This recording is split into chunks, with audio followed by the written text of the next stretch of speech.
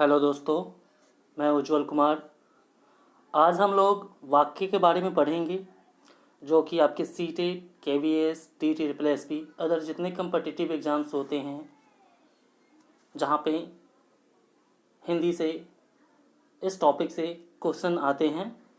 तो आज हम वाक्य को पढ़ेंगे। चलिए देखते हैं। पहले हम ये जान लेते हैं कि वाक्य किसे कहते हैं। यहाँ पे लिखा हुआ है कि पदों का व्यवस्थित समूह जो अर्थ दे वाक्य कहलाता है।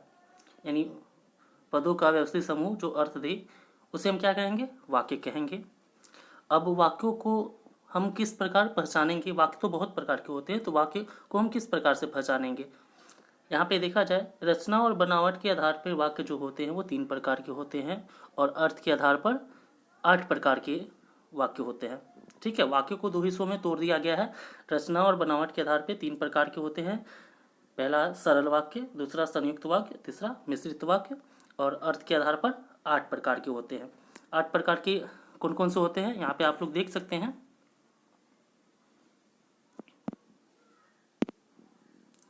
विधानवाचक, जिसे विधिवाचक भी कहते हैं। नकारात्मक, जिसे निषेधात्मक कहते हैं। प्रश्नवाचक, विस्मयादिबोधक, आज्ञावाचक, इच्छावाचक, संदेहवाचक और संकेतवाचक वाक्य।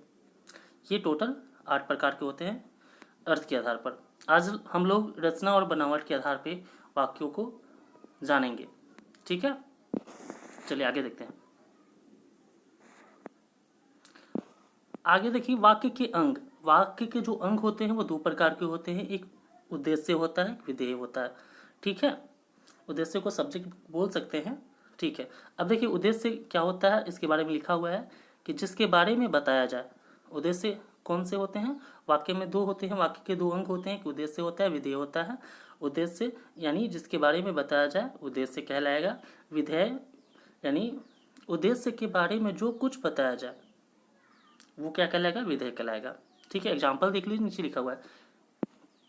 जैसे लिखा हुआ है, सचिन खेलता है। अब देखिए यहाँ पे पहले तो समझिए कि उद्देश्य होता क्या है। ऊपर लिखा हुआ है कि जिसके बारे में बताया जाए। अब नीचे वो जो वाक्य लिखा है सचिन खेलता है, इसमें देखिए किसके बारे में बताया जा रहा है? सचिन के बारे में। तो सचिन यहाँ पे क्या हो गया? उद्देश्य हो गया, और खेलता है विधेय हो गया।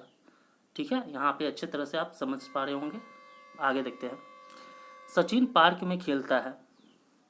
अब देखिए बताया किसके बारे में? सचिन के बारे में बताया जा रहा था। सचिन क्या हो गया? उद्देश्य हो गया। पार्क में खेलता है तो विधेय हो गया। ठीक है, विधेय किसे कहते हैं ये आपको पता होगा, लिखा भी हुआ है कि उद्देश्य के बारे में जो कुछ बताया जाए वो क्या होगा? विधेय होगा। आगे बढ़ते हैं, एग्जाम्पल्स और देख देते हैं। मेरा भाई सुरेश पार्क में खेलता है। ठीक है, तो मेरा भाई सुरेश बताया किसके जा रहा है? मेरा भाई सुरेश के बारे में। तो मेरा भाई सुरेश उद्देश्य हो गया, पार्क में खेलता है विधेय हो गया। भारत के प्रधानमंत्री मोदी रूस जा रहे हैं। ठीक है, तो भारत के प्रधानमंत्री मोदी उद्देश्य हो गया, रूस जा रहे हैं विधेय हो गया। ठीक है, ये छोटा वाक्य बड़ा वाक्य कुछ भी आ सकता है, बस आप लोगों को निकालने आना चाहिए कौन सा उद्देश्य है कौन सा विधेय, जैसा कि आप लोग पहले पढ़े हैं अभी। सूरज निकला। सूरज निकला तो सूरज क्या हो गया? उद्देश्य हो गया, निकला विधेय हो गया। नोट में कुछ लिखा हुआ है, इसको देख लीजिए एक बार। लिखा हुआ है कि उद्देश्य यानी क्या होता है? कर्ता का हिस्सा होता है। उद्देश्य जो होता है कर्ता का हिस्सा होता है, और विधेय होता है क्रिया का हिस्सा होता है। ठीक है, आगे देखते हैं।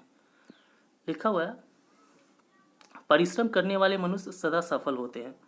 परिश्रम करने वाले मनुष्य सदा सफल होते हैं। अब इसमें आपको बताना है कि उद्देश्य कौन सा है, उद्देश्य का विस्तार कौन सा है, और विधेय का विस्तार कौन सा है।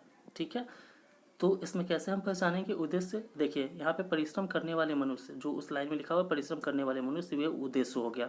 ठीक है, और उसका विस्तार यानी उद्देश्य का विस्तार हो गया परिश्रम करने वाले। ठीक है, परिश्रम करने वाले, और विधेय का विस्तार अगर पूछा गया तो सदा सफल। ठीक है, आगे बढ़ते हैं।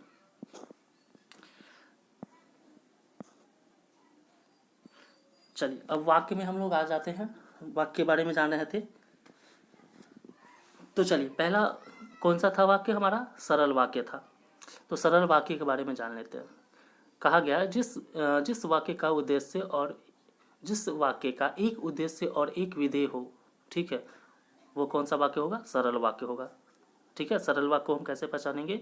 जिस भी वाक्य का एक उद्देश्य हो और एक विधेय हो, सरल वाक्य होगा। या और चीज कह सकते हैं जैसे जिसमें एक ही क्रिया या कार्य की जाए। जिस भी वाक्य में एक ही क्रिया या एक कार्य की जाए वो भी सरल वाक्य होगा। जैसे देख लीजिए, नीचे एग्जाम्पल है, राजू कपड़े धो रहा है। ठीक है, राजू कपड़े धो रहा है, तो ये कौन सा वाक्य हो गया? सरल वाक्य हो गया, क्योंकि इसमें एक ही उद्देश्य है। ठीक है, और एक ही विधेय है। एक ही उद्देश्य कौन सा है? कपड़े धोने का। राजू एक ही है और राजू क्या है? कपड़ा धो रहा है। ठीक है, यहाँ पे बताया जा रहा है स्पेशली एक उद्देश्य क्या है, वो कपड़ा धो रहा है। अब देखिए यहाँ पे राजू और सुरेश कपड़े धो रहे हैं। राजू और सुरेश कपड़े धो रहे हैं, उद्देश्य क्या? एक ही उद्देश्य है इसका और एक ही विधेय है। आगे देखते हैं।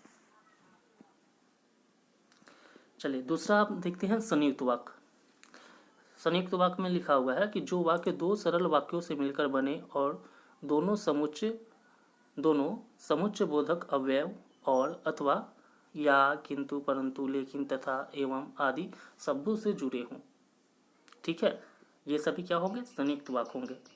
ठीक है, यानी जो वाक्य दो सरल वाक्यों से मिलकर बने और दो समुच्चय बोधक अवयव जैसे में कि और अथवा या किंतु परंतु लेकिन तथा एवं आदि शब्दों से जुड़े हों, संयुक्त वाक्य कहलाएगा। एग्जाम्पल से देख लीजिए, सूरज निकला और पक्षी बोले। सूरज निकला और पक्षी बोले, तो देखिए दो वाक्य हो गए और दो सरल वाक्य होंगे, लेकिन जुड़ा किससे है? और से जुड़ गया, तो ये कौन सा हो गया? संयुक्त वाक्य। राधा गाती है तथा रमेश नाचता है। दो वाक्य हो गए, राधा गाती है और रमेश नाचता है, और दोनों वाक्यों को जोड़ने का काम कौन सा कर रहा है? तथा। ठीक है, पिताजी सुबह चाय पीते हैं और रात को कॉफ़ी। ठीक है, इसमें दो वाक्य हो गए, पिताजी सुबह चाय पीते हैं और रात को कॉफ़ी।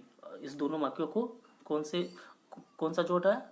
और जोड़ रहा है। ठीक है, तो ये जो वाक्य हो गया संयुक्त वाक्य हो गया। अब आगे देखते हैं, तीसरा कौन सा वाक्य था? मिश्रित वाक्य। इसको देखते हैं।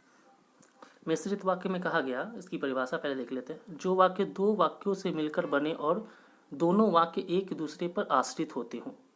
ठीक है, तो मिश्रित वाक्य कहलाएंगे। जैसे परिभाषा में लिखा हुआ है कि जो वाक्य दो वाक्यों से मिलकर बने, ठीक है, और दोनों वाक्य एक दूसरे पर आश्रित होते हों, वो मिश्रित वाक्य कहलाएंगे। इसमें लिखा हुआ है कि, जो, जिसमें, जो, जैसे ही, यदि, तो, चूंकि, इसलिए, यद्यपि, तथापि, इस तरह जो भी शब्द देखने को मिले वो सब मिश्रित वाक्य में आएंगे। जैसे कि एग्जाम्पल आप देखेंगे तो क्लियर हो जाएंगे आपको। जैसे देखिए लिखा हुआ है, जैसे ही सूरज निकला तभी पक्षी बोल उठे। ठीक है, जैसे ही सूरज निकला तभी पक्षी बोल उठे। देखिए अब यहाँ पे देखिए, परिभाषा को पहले समझिए। लिखा हुआ था मिश्रित वाक्य का कि जो वाक्य दो वाक्यों से मिलकर बने और दोनों वाक्य एक दूसरे पर आश्रित होते हैं। यहाँ देखिए, इसमें भी वाक्य जो बना है वो दो वाक्यों से मिलकर बना है और वो एक दूसरे पे आश्रित है। कैसे? देखिए, जैसे ही सूरज निकला, यानी जैसे ही सूरज निकला तभी पक्षी बोल उठे। तो जैसे ही सूरज निकला एक वाक्य हो गया, तभी पक्षी बोल उठे, तो ये एक दोनों से जुड़ा हुआ है। ठीक है, अगर हम पक्षी बोल उठे हटा देंगे, तभी पक्षी बोल उठे हटा देंगे, तो क्या होगा? जैसे ही सूरज निकला। अब यहाँ पे प्रश्न उठ जाता है कि जैसे ही सूरज निकला तो क्या हुआ? ठीक है, तो तभी पक्षी बोल उठे, यानी ये दोनों वाक्य एक दूसरे से मिलकर बने हैं और एक दूसरे पे आश्रित भी हैं। जब राधा नाचती है तब राम गाता है, ये भी वाक्य एक दूसरे पे आश्रित है। जब राधा नाचती है तब क्या? राम गाता है। ठीक है, इस तरह के वाक्य किस में आ जाएंगे? मिश्रित वाक्य में। अध्यापक ने कहा कि तुम मोटी है, इस तरह से। वह कौन है जो मुझे नहीं जानता, यदि पढ़ोगे तो सफल होंगे। इस तरह के वाक्य जो भी होते हैं किस में आते हैं? मिश्रित वाक्य में। ठीक है, तो आज लोग हम लोग क्या पढ़े? आज हम लोग वाक्य के बारे में पढ़े हैं। ठीक है, और वाक्य में हम लोग रचना और बनावट के आधार पर वाक्यों को जाने हैं। रचना और बनावट के आधार पर तीन प्रकार के वाक्य होते हैं: सरल वाक्य, संयुक्त वाक्य, मिश्रित वाक्य। अगले वीडियो में हम लोग अर्थ के आधार पर वाक्यों को जानेंगे। ठीक है, आशा करता हूँ आप लोगों को ये वीडियो काफ़ी अच्छा लगा होगा। अच्छा लगता है तो